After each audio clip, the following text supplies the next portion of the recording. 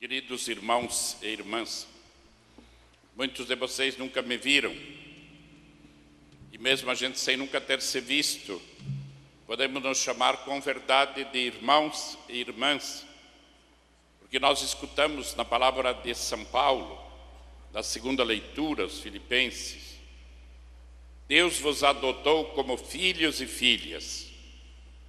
Ora, se Deus é meu Pai, e se Deus é Pai de vocês, a gente pergunta para uma criança: quem tem o mesmo pai, o que é? Irmão. Por isso, queridos irmãos e irmãs, com certeza vocês olhem para essa figura calva aqui e devem passar: quem é esse careca aí? Então, para que vocês não fiquem tentando descobrir quem é, eu vou me apresentar, porque eu prefiro que, em lugar de vocês tentarem adivinhar quem eu sou, vocês procurem escutar o que Cristo quer nos dizer. Então, eu me chamo Francisco, com muito orgulho, por causa do Papa Francisco. Eu costumo dizer assim, que uma vez eu sou Francisco, passei a me chamar Chico. Depois, agora me chamo Francisco. Deixei de ser Chico para passar a Francisco. Eu sou conhecido por Padre Chico. Moro em Santa Maria, no Rio Grande do Sul. Atualmente tenho a tarefa de ser o assessor nacional do movimento de Cursilhos do Brasil, e é por isso que estou aqui representando o movimento e participando, vivendo essa experiência desse retiro do Cursilho, o 10º Cursilho de Jovens da Diocese de Joinville. Com muito carinho, saúdo a todos vocês e digo com muito orgulho que eu fiz o Cursilho em 1973 e de lá para cá até hoje nunca saí do caminho. Nunca saí do caminho. Do caminho, nunca deixei de usar esse instrumento tão precioso, um braço da igreja, um instrumento da igreja. E eu tenho dito com alegria também diante de bispos e de padres: o movimento de Cursilho é um instrumento dos mais adequados que a igreja tem para este tempo, para esta época, para falar às pessoas deste tempo, pessoas angustiadas, pessoas machucadas, pessoas caídas, pessoas doídas, pessoas desesperançadas, pessoas que perderam o sentido da vida ou da alegria da vida.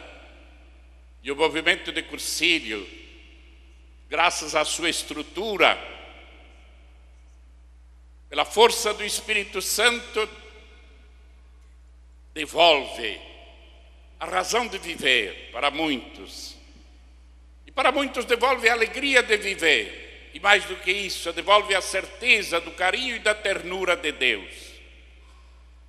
E faz com que a dignidade de filhos e filhas de Deus que nós escutamos hoje na leitura de São Paulo seja assumida. O Cursilho nos torna, eu digo que é um laboratório de gentificação. Laboratório onde se pule, se dá mais brilho à pessoa humana. É uma escola preciosa, que em pouco tempo é capaz de nos dar outro sentido à nossa vida, outra dimensão, e é capaz de nos dar um coração diferente, é capaz de fazer aquilo que diz o profeta Ezequiel, no capítulo 31, quando diz: Deus é capaz de arrancar o nosso coração de pedra e dar-nos um coração de carne. E eu tenho essa experiência há mais de 43 anos, que participo em todos os cursilhos da minha diocese. creio que tenho participado mais de 300, e nenhum eu tive outra experiência a não ser de ver as pessoas saírem com os olhos mais brilhantes, com o rosto com mais alegria, realizando aquilo que o Papa Francisco insiste tanto nesses tempos, que a gente redescubra o tesouro do Evangelho, que a gente redescubra a alegria de ser cristão, que a gente descubra a beleza e a dignidade de ser cristãos. Por isso que a gente troque de postura, postura de cabisbaixo, de triste, e o Papa disse de inferioridade. Muitos cristãos se sentem inferiores, acham que aqueles modernos, ditos modernos, que se dizem ateus, descrentes ou agnósticos, podem dizer com orgulho: sou ateu. E um filho de Deus, uma filha de Deus, muitas vezes anda de cabeça baixa, sentindo-se inferior, quando somos chamados a ser o sal da terra, a luz do mundo, o fermento. Quando somos chamados a ser aquilo que diz o profeta Amós. E essas meninas, bonitas, queridas, 40 meninas, elas entraram na casa de formação pensando: eu não sou profeta, e eu não sou filha de profeta, como disse Amós. E o Senhor sussurrou no íntimo do coração delas e de cada um de nós: sim, tu és profeta para anunciar para o meu povo as maravilhas do Evangelho.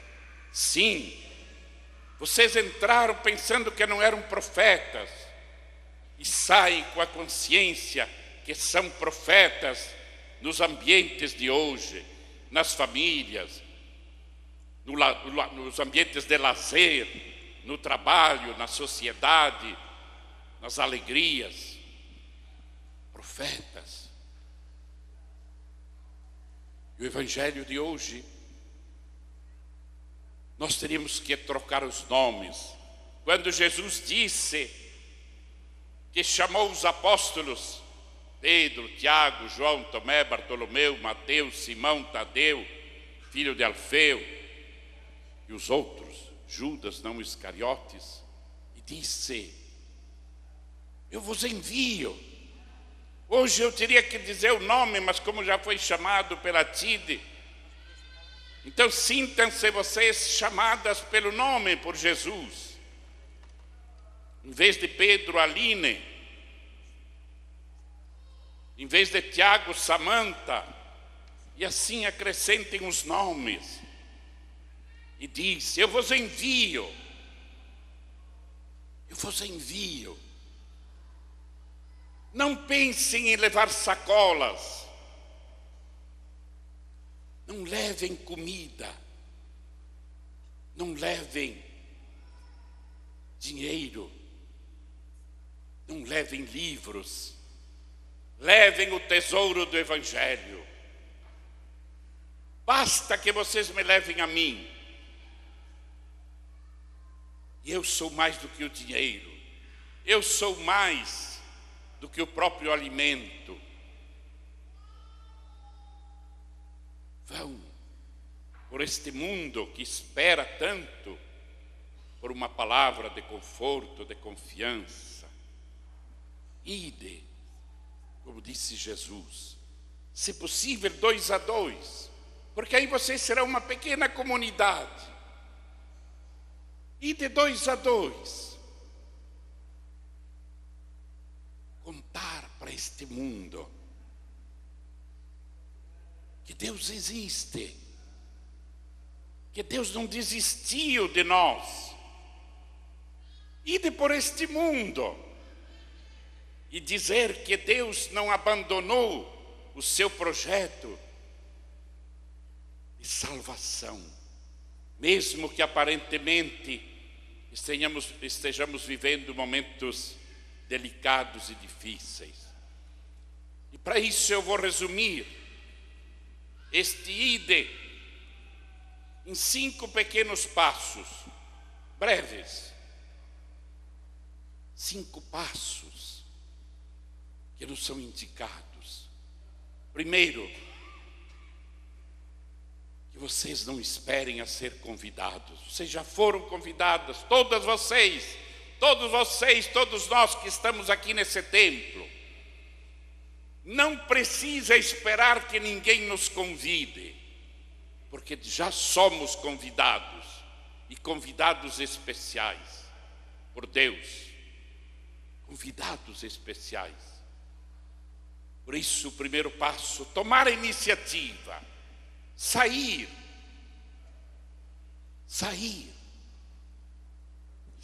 com o rosto, com o olhar, com os lábios, com a palavra, com o testemunho, com a presença. Sair, não só com o corpo, mas sair com o espírito, com o entusiasmo, com o ardor que vive e invade a cada um de nós. Segundo passo, envolver-se.